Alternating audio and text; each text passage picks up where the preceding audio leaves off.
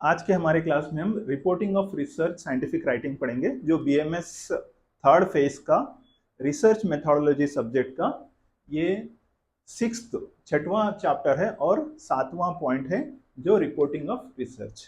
क्या होता है रिपोर्टिंग ऑफ रिसर्च? जब भी हमारा रिसर्च कंप्लीट होता है तो हम उसको थीसिस बनाते हैं या उसको हम डिसर्टेशन फॉर्म में आर्टिकल या रिपोर्ट बनाते हैं। तो जितना भी हमने रिसर्च किया है वो दूसरों को बताना ही होता है रिपोर्टिंग ऑफ द रिसर्च। जितना भी हमने अनुसंधान किया है वो सिर्फ अपने तक नहीं रखकर किसी और को, दूसरे अपने कलीग को, अपने सेम फील्ड के लोगों को बताना ही होता है, रिपोर्ट करना या रिपोर्टिंग ऑफ द रिसर्च होता है।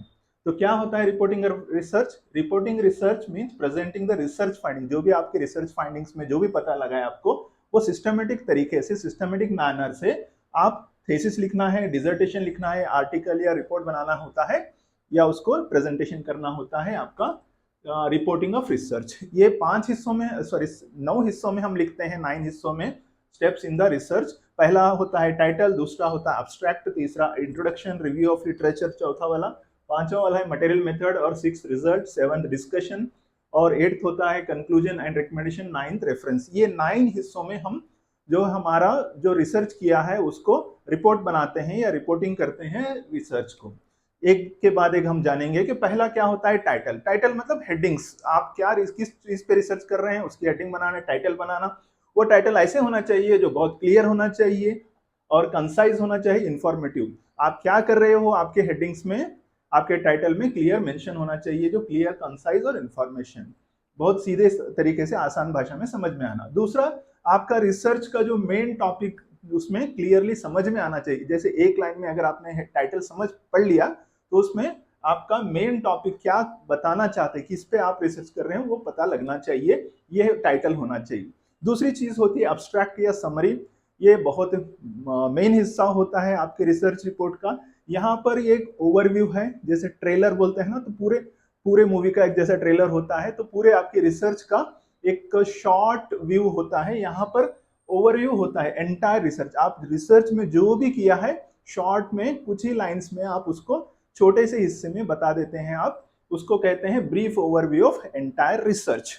इसमें क्या इंक्लूड होना चाहिए? उसमें कंपल्सरी आपके पास उसमें ऑब्स्ट्रैक्ट में ऑब्जेक्टिव होना है, आपका उद्देश्य पता होना चाहिए, किस मेथड से आपने कर रहा है, क्या रिजल्ट आया है, क्या कंक्लूजन है, ये सभी को एक शॉर्ट में बताना ही होता है अब्स्ट्रैक्ट या समरी। चलिए अब तीसरी बात जानते हैं, इंट्रोडक्शन। इंट्रोडक्शन में क्या लिखना है आपको? Background of the study. मतलब आप किसी डिसीज पे कर रहे हैं तो क्यों कर रहे हैं, उसका बैकग्राउंड पता होना चाहिए कि कितने लोग बीमार हैं, कितने लोगों को ऐसा ऐसा बीमारी रही है, इसलिए मैंने ये टॉपिक सेलेक्ट किया है, इस विषय में इसलिए वजह से मैं विषय पे रिसर्च कर रही हूँ या कर रहा हूँ, ऐसे सब लिखने के लिए बैकग्राउंड पता होना चाहिए। दूसरा, स्टेटमेंट ऑफ प्रॉब्लम। तो क्या जरूरत पड़ी आपको, नीड ऑफ रिसर्च, उसी विषय पे आप क्यों कर रहे हैं रिसर्च, आपको यहाँ पर इंट्रोडक्शन में स्टेटमेंट ऑफ प्रॉब्लम, ये इतने लोग सफर कर रहे हैं इसलिए मैं इसको सॉल्व करने के लिए रिसर्च कर रहा हूँ, ये आपको यहाँ पर स्टेटमेंट आपको देना पड़ेगा, बताना पड़ेगा। तीसरा होता है need and objective of research, क्यों, क्या जरूरी है, आपका क्या उद्देश्य है, क्यों रिसर्च कर रहे हैं, ये सभी चीजें आपको इंट्रोडक्शन में आपके रिपोर्ट में लिखना पड़ेगा। चौथा होता है review of literature. Review of literature क्या होता है? जितने भी पुराने आपके विषय के संबंध में, जैसे रोमेटोइड अर्थराइटिस पे आप रिसर्च कर रहे हो, तो पहले रूमेटोइड अर्थराइटिस पे कितने बहुत सारे जो रिसर्च हुए हैं, प्रीवियस रिसर्च, पीयर पब्लिकेशंस या जितने भी टेक्स्ट बुक्स है, सभी को आपको रीड करके वहां पर प्रीवियस स्टडीज को समराइज करके रीड करना है, उसमें रिसर्च गैप को फाइंड आउट करना है, क्या उसमें कमी थी जो पुराने रिसर्चर ने नहीं कर पाई। Helps to identify the research gaps. तो रिसर्च गैप्स को आपको पता करके उस गैप्स को आप कैसे फिल कर रहे हो, आप इसमें रिपोर्टिंग करते हैं कि उस वजह से ये गैप है इसलिए मैं इस रिसर्च कर रहा हूं और ये गैप फिल करने की कोशिश कर रहा हूं, ऐसे आपको रिपोर्टिंग बनाना पड़ेगा। नेक्स्ट होता है मटेरियल मेथड्स। आपने अपने रिसर्च में क्या मटेरियल्स यूज किया है, क्या मेथड्स यूज किया है, यहाँ पर इस 5th स्टेप में आपको लिखना पड़ेगा। तो कौन से डिजाइन, किस डिजाइन आपने कैसे बनाया है वो आपको यहाँ पर मेंशन करना पड़ेगा। सैंपल आपने कैसे लिया है, सैंपल कितने वॉलंटियर लिए, कौन से, क्या आरसीटी कराया है, कैसे लिया है, स्ट्रेटिफाइड मेथड से लिया है, कैसे सैंपल आपने कलेक्ट किया है, क्वेश्चनरी मेथड से किया है, इंटरव्यू किया है, जो भी किया है वो आपको सैंपल सिलेक्शन का बताना पड़ेगा। दूसरा होता है डाटा कलेक्शन मेथड्स, आपने डाटा किस तरह से कलेक्ट किया है वो सभी आपको यहाँ पर बताना है। और स्टैटिस्टिकल एनालिसिस, यहाँ पर आपको स्टैटिस्टिकल मेथड का आपको कौन से सॉफ्टवेयर यूज किया है, कौन से रिसर्च में कौन से स्टैटिस्टिकल टेस्ट आप यहाँ पे करा रहे हैं, यहाँ पे शॉर्ट में आपको रिपोर्टिंग ऑफ रिसर्च में आपको यहाँ पे लिखना है। नेक्स्ट 6 टेक्स्ट होता है रिजल्ट। रिजल्ट में आपको यहाँ पे जितना भी आपके रिसर्च में जो लास्ट में जो रिजल्ट आता है, जो परिणाम मिलता है, उसको उस फाइंडिंग्स को आप रिजल्ट को लिखना है और आसानी से समझ में आने लायक, जैसे टेबल फॉर्म में बनाना है या चार्ट में बनाना है या ग्राफ्स में सिस्टमेटिक बना के, ताकि एक ही नजर में आपको पता लगे कि क्या एक्चुअली ये रिसर्च की फाइंडिंग्स है, क्या रिजल्ट है इसका। इसलिए आपको टेबल, ग्राफ्स और चार्ट में आपको सिस्टमेटिक तरीके से आपको प्रेजेंट करने आना चाहिए। नेक्स्ट होता है डिस्कशन। ये 7वां हिस्सा है आपके रिपोर्टिंग ऑफ द रिसर्च। यहाँ पर इंटरप्रेटिंग द रिजल्ट, तो ऐसे रिजल्ट क्यों आए हैं, क्या वजह है, आपको उसको विश्लेषण करना या उसको इंटरप्रेट करना होता है। लास्ट 7th में आपका कंपैरिजन विथ प्रीवियस स्टडी। आपकी जो रिसर्च है, आप उसको प्रीवियस जितने भी रिसर्चर, पहले रिसर्चर से आपकी रिसर्च में क्या चेंजेस है वो आपको यहाँ पर लिखना पड़ेगा 7वें डिस्कशन में, कि आप पुराने ये गैप था और मैंने इस गैप को फुलफिल करने की कोशिश की है, ये आपको यहाँ पर थीसिस लिखते वक्त आपको यहाँ पे बताना पड़ेगा। 8th होता है कंक्लूजन एंड रिकमेंडेशन। तो 8th स्टेप में आपको है final finding of the study. तो आपकी क्या फाइंडिंग्स मिली, क्या क्या आपको हासिल हुआ आपके अनुसंधान में, आपके रिसर्च में, आपके स्टडीज में, ये फाइनल फाइंडिंग्स को आपको 8th में यहाँ पर कंक्लूजन में लिखना है। और लास्टली रिकमेंडेशन को लिखना है, सजेशन ऑफ फ्यूचर रिसर्च। मान लीजिए आपका कोई रिसर्च को, आपका थीसिस लेके बैठा है, आपका रिसर्च वर्क लिखा है, तो आप उसको रेकमेंड करना चाहिए कि मैंने ये दिक्कतें फेस की है, जो भी आने वाला है इसको सही करे, या यहाँ पर ये प्रॉब्लम है उसको ठीक करने के लिए आपको रेकमेंड करना पड़ेगा। तो ये रिकमेंडेशन आपको यहाँ पर 8वें हिस्से में आपको रिकमेंडेशन, सजेशन करना पड़ेगा आपके, जब भी आप रिपोर्टिंग ऑफ द रिसर्च लिखोगे। तो नेक्स्ट होता है रेफरेंसिंग। तो रेफरेंस ये आपको पता होगा कि जितने भी medical related, medicine related research होते हैं, वैंकोर स्टाइल में आपको लिखना पड़ता है।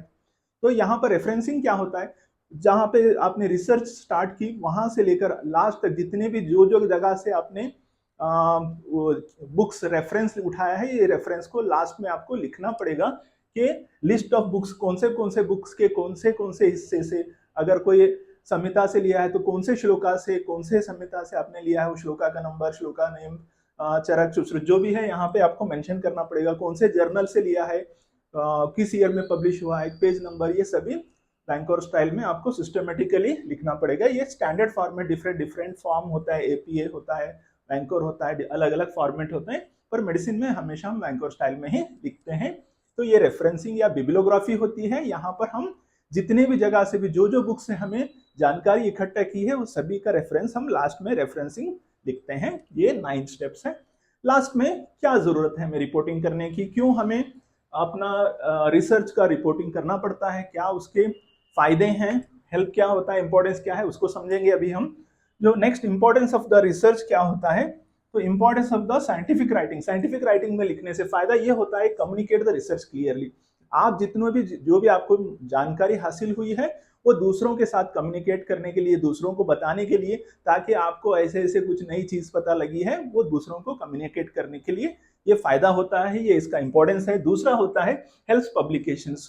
ये क्या होगा, जितने भी रिसर्च है वो पब्लिकेशन होंगे, अच्छे जर्नल में पब्लिकेशन होंगे दुनिया भर में, वो पता लगेगा कि क्या क्या आपने किया है पब्लिकेशन कराने के लिए। नेक्स्ट होता है एविडेंस बेस्ड मेडिसिन। आजकल हर चीज में हम एविडेंस चाहिए, तो जितना भी आपने रिसर्च किया है उसको एक सबूत के तौर पर आपका रिसर्च एक एविडेंस बन जाएगा। तो एविडेंस बेस्ड मेडिसिन बनाने के लिए, जैसे आयुर्वेद में बहुत सारे, आजकल के समय में आयुर्वेद को मेडिसिन को नहीं माना जाता जब तक कि उसको ईबीएम में नहीं कन्वर्ट करते, जैसे रिसर्च क्लिनिकल ट्रायल वो नहीं करते। तो इसी तरह से आपका रिसर्च यहाँ पर अगर आपने प्रॉपर तरीके से, सही तरीके से अगर आपने रिपोर्टिंग की है, तो वो एविडेंस बेस्ड मेडिसिन बन जाएगा। तो ईबीएम के प्रैक्टिस के लिए आपको फायदा, दूसरों को भी फायदा होगा। नेक्स्ट होता है importance, provide permanent scientific record. तो जो भी आपने दिया है ये क्या हो जाएगा, एक परमानेंट रिकॉर्ड बन जाएगा, दूसरों के लिए फायदा हो जाएगा और पॉलिसी बनाने वालों के लिए भी फायदा होता है, सभी के लिए आसानी होती है।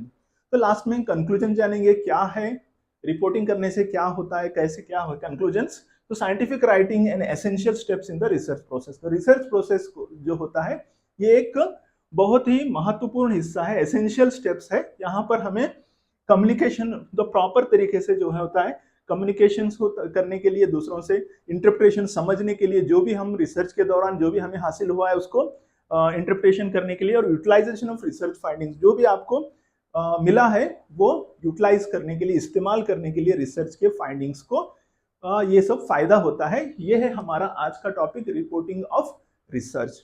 अगर आपको ये रिपोर्टिंग ऑफ रिसर्च अच्छा लगा तो क्लासमेट्स के साथ शेयर करिए, दूसरे फ्रेंड्स फैमिली के साथ शेयर कीजिए, और सब्सक्राइब करिए, लाइक एंड शेयर कीजिए। Thank you.